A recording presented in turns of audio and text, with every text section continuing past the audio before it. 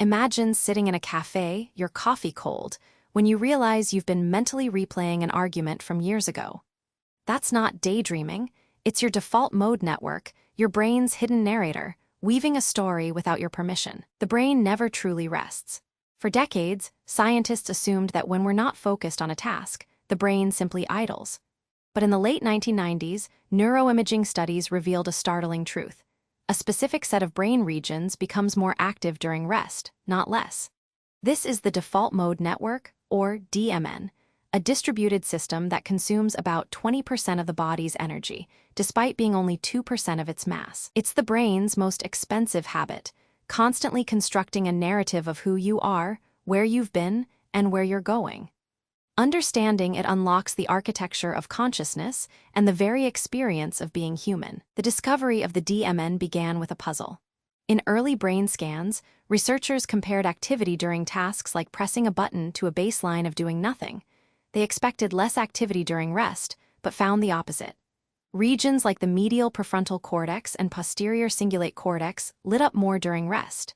In 2001, Marcus Rachel coined the term default mode to describe this baseline state. The brain, it turns out, is never idle. It defaults to internal processing when external demands drop. This was a paradigm shift. The resting brain is not a blank slate, but a highly organized, energy-intensive system humming with intrinsic activity. The DMN is not a single region, but a network of interconnected areas. The medial prefrontal cortex acts as the self-center, handling thoughts about your traits and beliefs. The posterior cingulate cortex and precuneus serve as a hub, integrating memory, emotion, and sensation. The angular gyri help construct a coherent sense of self across time. And the hippocampus, though not always classified as a core node, retrieves past experiences and imagines future scenarios. Together, these regions work in concert. When you daydream about a past vacation, your MPFC places you in the memory, your hippocampus retrieves the scene, and your PCC binds it into a coherent narrative, the brain's story engine. Why would evolution create such an energy-hungry network? The answer lies in the narrative self, the story you tell about who you are. Studies show the DMN is especially active when people reflect on their own personality traits compared to others. It's the voice that says, "I am the kind of person who," or "I remember when I." But the DMN also looks forward. It's a mental time machine, allowing you to simulate possible futures based on past experiences. This capacity is fundamental to planning, goal setting, and moral decision-making.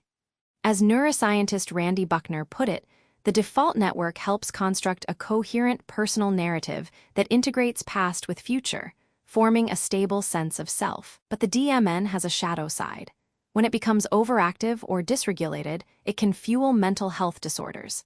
In depression, the DMN tends to ruminate on negative self-referential thoughts, replaying failures or regrets. In anxiety, it spins worst-case scenarios about the future. In PTSD, it keeps the past traumatically present. The network's constant narrative can become a prison. This is why mindfulness practices, like meditation, are so effective. They train the brain to quiet the DMN, shifting focus to the present moment.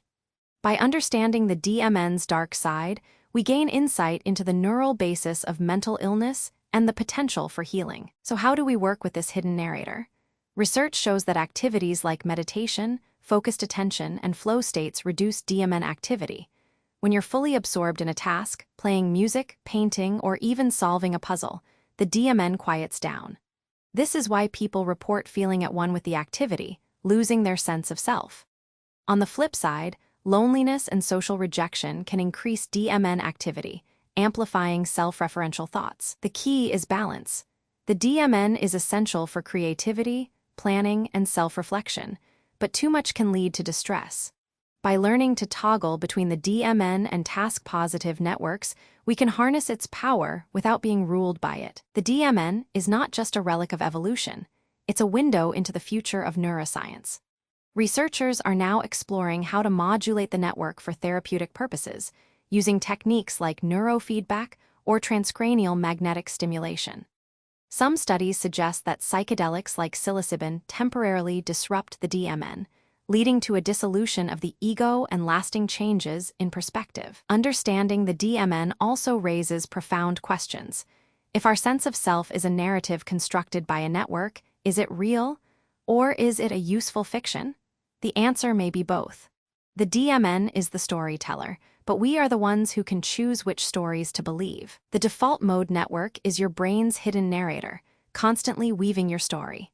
If you found this valuable, consider how you might listen to your own inner voice with curiosity, not judgment.